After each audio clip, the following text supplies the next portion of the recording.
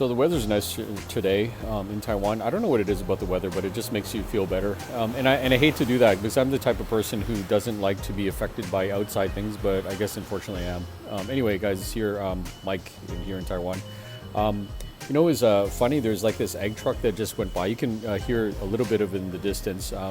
And I guess that they think that they're really important, so they have this like big beeping sound. And I understand why they would have that big beeping sound, because if somebody hits the truck in any way, shape, or form, basically all of his merchandise is gone. But I still think it's kind of annoying.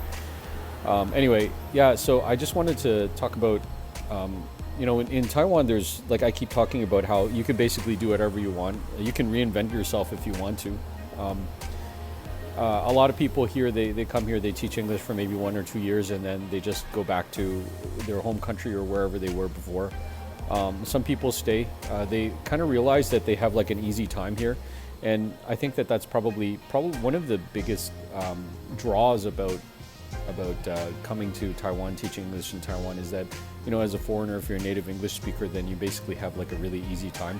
And in my opinion, honestly, if you go to places where less foreigners are, if you go like to the middle of Taiwan, you go to the south of Taiwan, it's going to even be better for you. But it's kind of funny about how people will kind of form like a little bit of a clique, which is a little bit annoying. But it is what it is, and I feel like it's kind of like a little bit like a high school. I've seen that a little bit, but like I haven't really gone into it too much, probably because I didn't really care. But I remember I was like trying to like post in a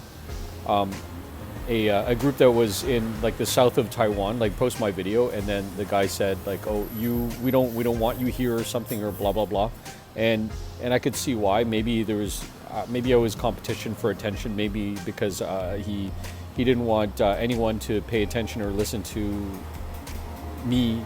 He wanted the attention. So that's kind of like the pros and cons about like being in a small town. I'm actually watching this TV show now about a small town in Canada. This lady, she goes and becomes a neurosurgeon over in Boston, and then she comes back to her small town because she's getting some legal trouble or something. Guys, the point is that there's like pros and cons about living in a place that's a little bit smaller, because you could go anywhere. You could go to Japan, you could go to South Korea, and it's bigger, it's faster, more people. Taiwan, I mean, there's 21 people, or like 22 million or something, the entire population. So you're gonna have times where people are just kind of acting like this is like a village.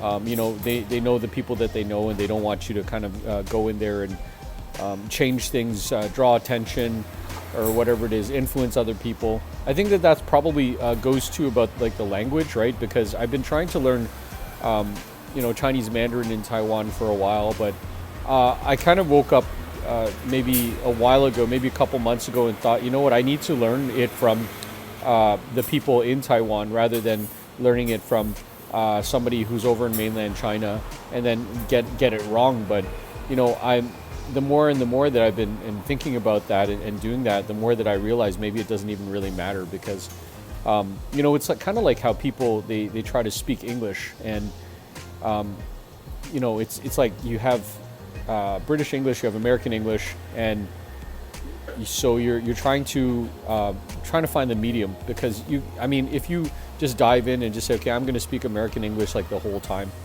or you dive in, you speak British English the whole time, that's good, it's all fine and good, right? And then you kind of have like your identity when you speak English. But then what happens when you go to the other place, right? And eventually I'd probably go back to mainland China, probably not to live, but just to be around there and stay there for a while. I have some friends there, I hope. And I used to, but I don't know, it's kind of weird, like when you have a disagreement with somebody who's like not a native person to that place. And without getting into too much details, like I had a falling out with kind of a friend of mine, and they blocked me, and I just was like, well, why does it matter to me, right? Because I'm not even living there. I don't see this guy on a regular basis. He's got his own problems. To me, honestly, he's got an ego problem because he has way too much of an easy time over in mainland China. But that's just my 2 cents. Anyways, guys, that was just my update for today. If you're in Taiwan, then go out and just walk around. Just admire the great weather while it lasts. I hope that it doesn't rain. I'll see you guys later. Bye.